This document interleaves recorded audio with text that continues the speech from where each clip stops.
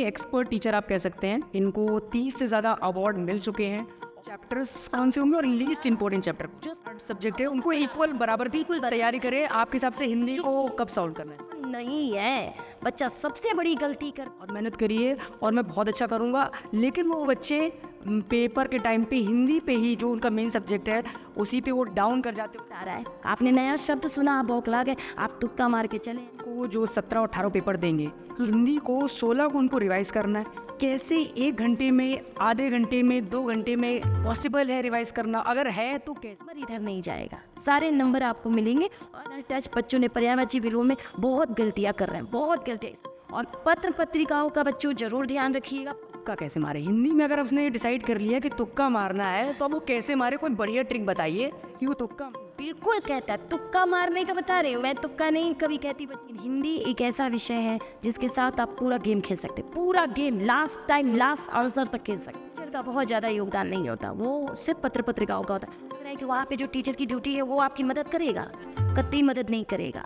कभी कभी जो क्लास में होता है उस टीचर को भी नहीं पता होता है कि यहाँ क्या भरवाना है क्या नहीं। टेंशन नहीं आती। मूवी देखिए तब तो मैम फिर क्या बता, फिर तो रिवाइज भी नहीं हो पाएगा। 2 पैसेज पे 10 नंबर टिका है।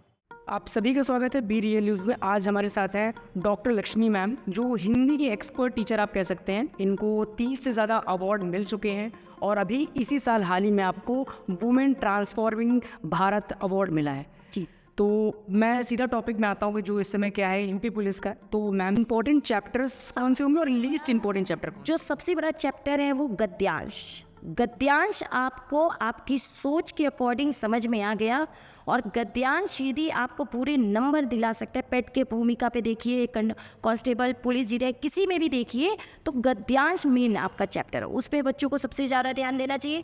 दूसरा है वाक्यांश के लिए एक शब्द, उसे बच्चा समझ नहीं पाता है क्योंकि वो सोचता है जो मैं, अब मान लीजिए सपोज जैसे अगर हम लोग कहते हैं कि आकाश में चरण करने वाला, और या मान लीजिए हमने कहा नभ में चरण, तो आकाश में चरण करने वाला और नभ में चरण करने वाला इन दोनों के लिए अलग है। एक के लिए खेचर बनेगा और एक के लिए नभचर बनेगा। तो जैसे ही हमने सोच की होगी या पढ़ी होगी जो चीज़, तो कहीं ना कहीं हमारा रिलेटिव ये 2-3 चैप्टर होते हैं। लोकोक्ति मुहावरे बच्चों को जो कि बिल्कुल उनके पारिवारिक परिवेश से जोड़ता है, उनके भाषाई ज्ञान से जोड़ता है, वो चीज़ें अगर देख लें तो इनको पूरे नंबर मिल सकते हैं। सबसे पहले नंबर पे तो आपका गद्यांश आता है, उसका जो उसका पूरा का पूरा संक्षिप्तीकरण है, अगर वो बच्चे को समझ में आता है तो पूरे नंबर आते हैं। 5 नंबर का, 10 नंबर का, वो पूरे नंबर मिल जाते हैं। सबसे कम इम्पोर्टेंट टॉपिक, इस पे अब ज़्यादा रिवाइज नहीं करना है, सबसे कम योगदान देते हैं तो पत्र लेखन पढ़ते हैं। पत्र लेखन का सबसे बड़ा योगदान तो जब आप आर में जाते हैं तो उस समय इसका बड़ा योगदान होता है। लेकिन यूपी पुलिस अकॉर्डिंग के हिसाब से पत्र लेखन के 2-3 चीज़ें आती हैं जो थाने में प्रयोग होते हैं, जैसे परिपत्र क्या हुआ, सर्कुलर क्या हुआ, या मान लीजिए आपका क्या कहते हैं ये जो विज्ञप्ति होती है ये क्या हुआ, ये सारी चीज़ें बस थोड़ा बहुत हल्का फुल्का देखिए, नाम और कुछ अंग्रेजी के शब्द बस। जितने भी 4 सब्जेक्ट है उनको इक्वल बराबर बिल्कुल तैयारी करें। आपके हिसाब से हिंदी को कब सॉल्व करना है? सबसे पहले हिंदी सॉल्व कीजिए, जो आपको आती हैं उनको सॉल्व करके किनारे कर दीजिए। और हिंदी के साथ साथ यदि आपको रीजनिंग और मैथ के जितने चाहे चारों विषय में से आप कोई लीजिए, सिर्फ हिंदी की बात मत कीजिए, क्योंकि हमारा बच्चा कोई एक विषय पे पीजीटी टीजीटी के लिए नहीं उतर रहा है। कांस्टेबल पुलिस एक ऐसा जो कि समग्र, जैसे हमारे हाथ पैर सब होंगे ना तो हम संपूर्ण कहलाते हैं, उसी तरह से हमको चारों में जो आते हैं, यानी हिंदी में सबसे पहले वो करिए जो आपको आ रहा है। और सबसे फोकस बात मैं बच्चों को बताना चाहूँगी, क्वेश्चन में आपको देखना है कौन नहीं है। बच्चा सबसे बड़ी गलती करता है, उसमें पूछ रहा होता है प्रश्न कौन नहीं है, और बच्चा ढूंढ रहा होता है कौन है, और बिंदी नहीं देखता। हमारे यहाँ बिंदी बहुवचन का बोध कराती है और बच्चा ढूंढ ही नहीं पाता कि बिंदी लगी थी। बाद में जब वो रूम से बाहर आता है तो कहता है अरे यार गलती हो गई, बिंदी लगी थी तो बहुवचन। सबसे पहले करना है, मैम ने कहा बेस्ट होगा सबसे पहले करिए, सेकंड भी कर सकते हैं, कोई दिक्कत नहीं है। लेकिन जो मैथ है और रीजनिंग इनको थोड़ा सा आप लीजिए, क्योंकि हिंदी जो है, जैसे आपने जीएस किया, हिंदी किया, तो ये इक्वल है, क्योंकि याद की हुई चीज़ होती है, वो हमको बिल्कुल क्लास दे देती है, बिल्कुल साफ रास्ता देती है। और मैम एक ऐसी गलती जो आपने भी बताई थी कि बच्चे ये ध्यान नहीं देते हैं, इसके अलावा कोई एक ऐसी गलती जो बच्चे, मतलब जो कॉन्फिडेंट बच्चे होते हैं हिंदी में कि यार मैंने बहुत मेहनत करी है और मैं बहुत अच्छा करूँगा, लेकिन वो बच्चे पेपर के टाइम पे हिंदी पे ही जो उनका मेन सब्जेक्ट है उसी पे वो डाउन कर जाते हैं, उसी पे कम स्कोर करते हैं? उसकी क्या एक वजह है, ये क्या इसका सिर्फ एक कारण है, आपका अंधा अपने ऊपर विश्वास। पहले वाक्य को सुनने की कोशिश कीजिए, वो आपसे क्या कह रहा है। हिंदी हमारी माँ कहलाती है, हिंदी हमारी भाषा, आपको उसकी फीलिंग समझ में आनी चाहिए। मतलब कि क्वेश्चन आपको सही से पढ़ने हैं? इसे आपको पढ़ना है। अगर आपकी निगाह में वो जच गया, हम लोग कहते हैं ना, जो जचा वही बचा, यानी अगर जो जच गया समझ लीजिए उसका आंसर आप पहुंच जाएंगे। मैंने आपसे कहा ना, अभी आर का पेपर हुआ, वहाँ आप एक क्वेश्चन आया था कि संज्ञा की व्याप्ति कौन बताता। इस क्वेश्चन को कई टीचर नहीं हल कर सकते। व्याप्ति क्या बता रहा है, आपने नया शब्द सुना, आप बौखला गए, आप तुक्का मार के चले आए, बैठा नहीं बैठा कोई बात नहीं, लेकिन व्याप्ति बताता है सीमा। शब्दों का ज्ञान होना बहुत ज़रूरी है। अगर आप पहले से थोड़ा बहुत पढ़ लेंगे, आपको विश्वास है मैं पूरा हिंदी में हूँ, फिर भी आप उन क्वेश्चनों पे ध्यान दीजिए जो आपकी डिमेरिट है, जो आप उसमें ध्यान नहीं दे रहे हैं, तो आप जो कहीं छूट रहा है ना, मैंने बताया ना, सबसे पहली गलती होती है नहीं, दूसरी गलती होती है बिंदी, तीसरी गलती है फीलिंग ना समझना। आपसे कह रहा है क्वेश्चन ना समझना, हाँ, क्वेश्चन ना समझना। तीसरी गलती ये है, आपसे कह रहे हैं आगे जिसको गिना नहीं जा सकता, और आप कह रहे हैं जिसको गिना ना जाए। तो जिसको गिना ना जा सकता और जिसको गिना ना जाए, दोनों में बहुत डिफरेंट है। तो यानी फीलिंग सुनिए, फीलिंग के साथ साथ आपके सारे सवाल लग जाएंगे। हिंदी को जो 17 और 18 पेपर देंगे, हिंदी को 16 को उनको रिवाइज करना है। कैसे 1 घंटे में, आधे घंटे में, 2 घंटे में पॉसिबल है रिवाइज करना? अगर है तो कैसे रिवाइज कर सकते? कम टाइम का, जितने आपने अभी मॉक टेस्ट दिए हैं, जो आपके माइनस मार्किंग वाले जो क्वेश्चन रहे हैं, सिर्फ उनको देखना है। मैं एक ऐड कर देता हूँ, अब बच्चों को मॉक टेस्ट लगाना चाहिए कि प्रीवियस ईयर क्वेश्चन? नहीं, अब कुछ नहीं करना चाहिए। अब कुछ नहीं अब कुछ नहीं करना चाहिए। आप बताइए, प्रीवियस ईयर क्वेश्चन मतलब? प्रीवियस का क्वेश्चन का मतलब प्रीवियस से कोई लेना देना नहीं होता है। आप ये भूल जाइए कि प्रीवियस का क्वेश्चन ही आप हिंदी में, जैसे हिंदी में अलग है ये चीज़। ऐसा कुछ नहीं है, ऐसा कुछ नहीं है।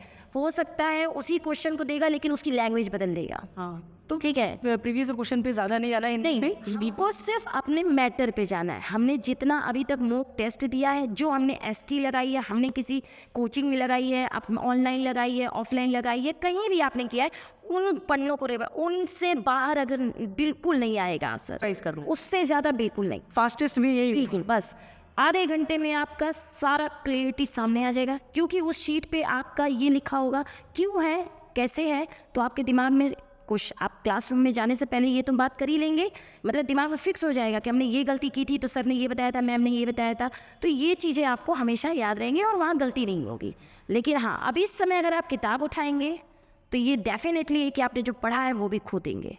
इसलिए इस समय बहुत अपने दिमाग पे बर्डन नहीं देना है, क्योंकि 4 विषय का आप थोड़ा सा, हम लोग अपना बचपन याद करते, एक दिन 2 पेपर होते थे, 3 किताबें होती थी, हम लोग क्या करते थे, सिर्फ मेन हेडिंग देखते थे। यही हाल करना है।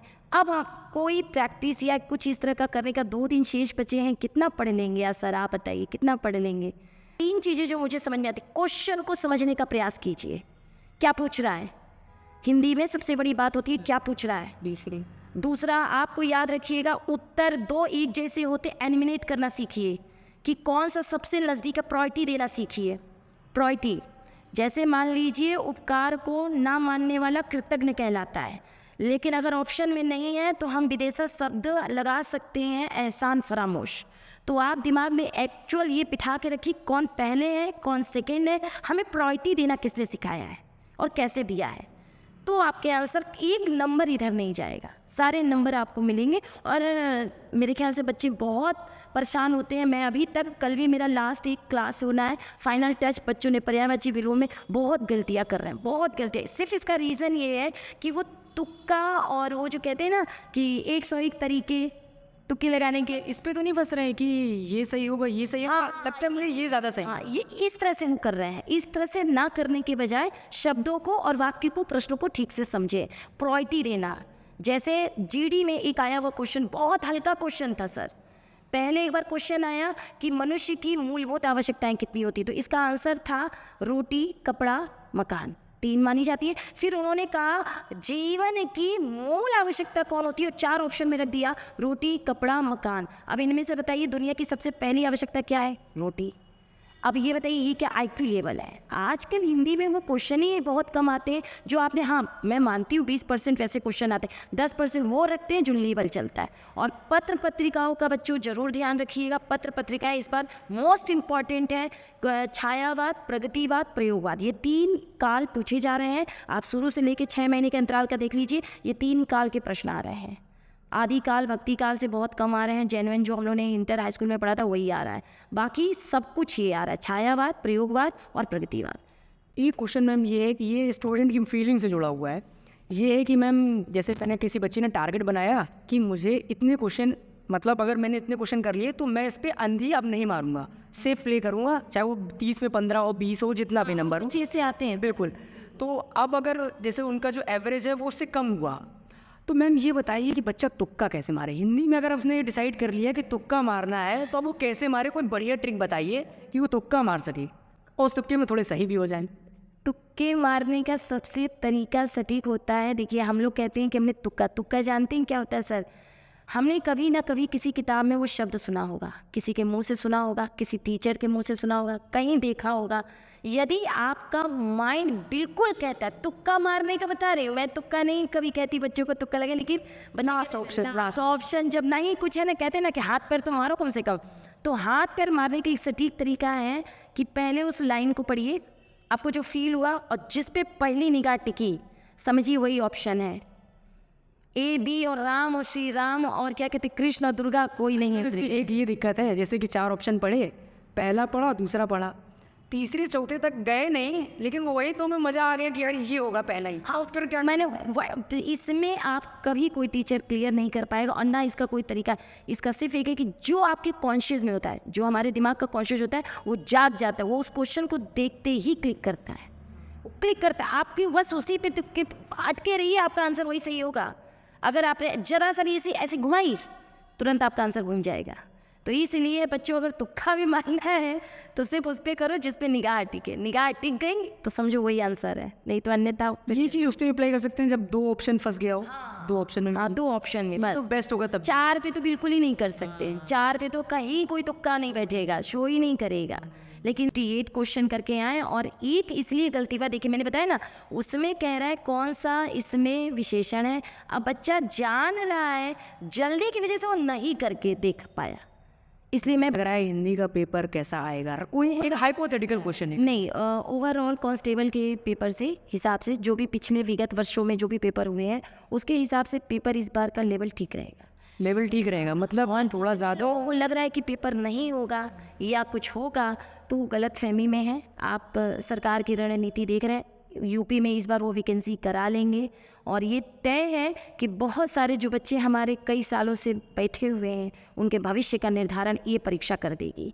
इसीलिए शायद कितने मार्क्स का आएगा हिंदी? देखिए अगर हिंदी आपका 38 नंबर का है, 37 आपके हो गए, ठीक है 37 38 नंबर का है और 37 नंबर के हो गए हैं। हाँ, मतलब 1 नंबर छोड़ा है आपने बस। नहीं पर हाँ, होते हैं सर, और मैं आपको अपने बच्चों के मार्क्स दिखा दूंगी। मेरे बच्चे 38 में से 38 एक मिनट जो आप बच्चों की बात कर रही हैं, मैं थोड़ा एवरेज बच्चों की बात कर लेता हूँ। एवरेज हाँ मतलब मान लीजिए चलिए 35 आपके सेलेक्ट होने चाहिए। अगर आप 30 पे हैं तो मतलब कि सेफ खेलना है तो 35 और पहले उन क्वेश्चनों पे ध्यान दीजिए जो बिल्कुल टुकता है। मैंने आपसे बताया ना, चारों विषय में उनकी पकड़ करी। ऐसा तो हो ही नहीं सकता कि बच्चा रीजनिंग पूरे साल पढ़ता है, मैथ पूरे साल पढ़ता है। मुझे मालूम है बच्चा कितना भी कोशिश करेगा पूरे मैथ नहीं ला पाएगा पूरे, लेकिन हिंदी एक ऐसा विषय है जिसके साथ आप पूरा गेम खेल सकते हैं, पूरा game last time last answer तक खेल सकते हैं। मतलब गेम चेंजर बन सकता है। हाँ, अगर आप कहीं डिगमिगाएंगे तो अगर आप हिंदी के अच्छे खिलाड़ी हैं तो कुछ 1-2 नंबर से वो आपको आगे कर देगा। और बहुत बड़ा मतलब जितना भी आ रहा है यूपी कॉन्स्टेबल, सबसे बड़ा योगदान कहीं ना कहीं देखा जाए हिंदी का भी बहुत है। आप कहीं भी देखिए हिंदी और रीजनिंग ये 2 पे गेम पलटा मार देता है। आपको मैं ऐसे कई बच्चों को दिखा दूंगी जो मैथ में महारत थी, जीएस में उनके पढ़ा हुआ वो नहीं आया, लेकिन उन्होंने हिंदी भाई ओवरऑल थोड़ा सा उन्होंने मैथ कर लिया भाई, तो ओवरऑल उन्होंने जीएस कर लिया। जीएस अथाह है, उसमें तो गोता लगाना मुश्किल है। उसी तरह हिंदी लिटरेचर है, लिटरेचर का बहुत ज़्यादा योगदान नहीं होता, वो सिर्फ पत्र पत्रिकाओं का होता है और उसका करंट से है। वाह, ठीक है, जितने भी अभी करंट में जितने लोगों को पुरस्कार मिला, जो जीएस का भी पार्ट है, वो क्यों मिला, कहानियाँ हैं, ये सब है इसका। लेकिन आप गेम पलटा मार सकते हैं रीजनिंग और हिंदी पे। मतलब जहाँ आप लड़खड़ाएं और कहीं आप संभल गए तो आपका चयन तय है इसमें। अच्छा मैम, एक क्वेश्चन मैं हर बार पूछता हूँ, जो मैं इस आपसे पूछता हूँ। हिंदी मान लीजिए मेरी बहुत अच्छी तैयार है, बहुत बढ़िया हिंदी है, और मैं हिंदी के सेक्शन में गया, मुझे 3 4 5 क्वेश्चन लगातार नहीं आए, कोइंसिडेंट है 5 मुझे, उसके बाद ये तय है कि उसके सारे क्वेश्चन मुझे आएंगे, मान लेते हैं बात, और उसके बाद 3 4 क्वेश्चन मुझे नहीं आए, वो छोड़ दी। वो मेरा कॉन्फिडेंस मैम जो डाउन होगा, जो बच्चे का कॉन्फिडेंस डाउन होगा, कैसे अपने कॉन्फिडेंस बनाए रखें। बात तो मैं अपने बच्चों को कई बार सिखा चुकी हूँ, तुम्हारा काम सिर्फ काम करना है। तुम्हें अगर क्या उस परिस्थिति में क्या करा जाए? अगर 4 5 क्वेश्चन लगातार शुरुआत में नहीं आए, बिल्कुल विचलित होने नहीं देना है, बिल्कुल सेट रखना है कि आगे के दौर हमारे हैं। यानी आगे का सेशन हो सकता है कि कठिन आ सकता है सर, 5 क्वेश्चन 4 क्वेश्चन, तो कोई भी गेम खेलेगा, कोई भी विद्वान अगर पेपर बना रहा है तो आपको पूरा हलवा तो परोस के नहीं देगा, वो तो तय है। 5 क्वेश्चन तो ऐसे धरेगा कि आप ना कर पाएँ, मगर महारथी वही होता है या चयनित वही होता है जो सारे दावों को खेल जाए और सही खेल जाए। 4 नहीं आते, आप डाउन मत होइए, 4 के बाद छोड़ दीजिए, फिर अगले सीक्वेंस में चलिए, और जितने आते जाएं उनको सही उसी समय फिलअप करते जाइए। कुछ बच्चों का पेपर भर नहीं पाता। सबसे बड़ी फेलियर की दिक्कत ये है कि कुछ बच्चों ने नंबरिंग गलती की है अपने फॉर्म भरने में, और कुछ बच्चे ब्लैक नहीं कर पाते। 3 4 बच्चों को तो फॉर्म ही फिल नहीं करना आता। जब मैं यहाँ पे अगर मार्कशीट पे भरवाती हूँ, आधे बच्चों को तो यही नहीं पता कि किस में क्या भरना है। इससे आपको लग रहा है कि वहाँ पे जो टीचर की ड्यूटी है वो आपकी मदद करेगा, कतई मदद नहीं करेगा। कभी कभी जो क्लास में होता है उस टीचर को भी नहीं पता होता है कि यहाँ क्या भरवाना है, क्या नहीं भरवाना है। टेंशन और स्ट्रेस बहुत ले रहा है पेपर का, और जब पेपर देने जाते हो उस टाइम पे क्या करें स्ट्रेस और एंजाइटी को बचाने के लिए? एक साथ पूरा मिला करके शॉर्ट बता दीजिए। 18 तारीख को पेपर है, एक दिन पहले 8 घंटे की नींद लीजिए खूब फुल्ली। मैम नींद नहीं आती है, थोड़ा सा तरीका बताइए। नींद नहीं आती, टेंशन में रहेगा, नींद नहीं आती, मूवी देखिए। तब तो मैम फिर क्या बता, फिर तो रिवाइज भी नहीं हो पाएगा। नहीं, रिवाइज करने की जरूरत ही नहीं है।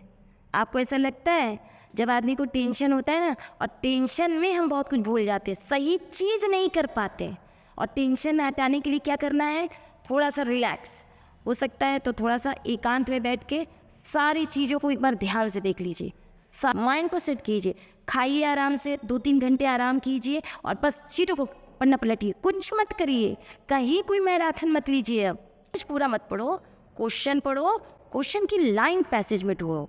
आंसर नहीं मिलता, अगर टाइटल पूछ रहा है तो 2 बार पढ़ो, सिर्फ 2 बार, और फीलिंग समझ में आने लगे तो फिर नाम दो।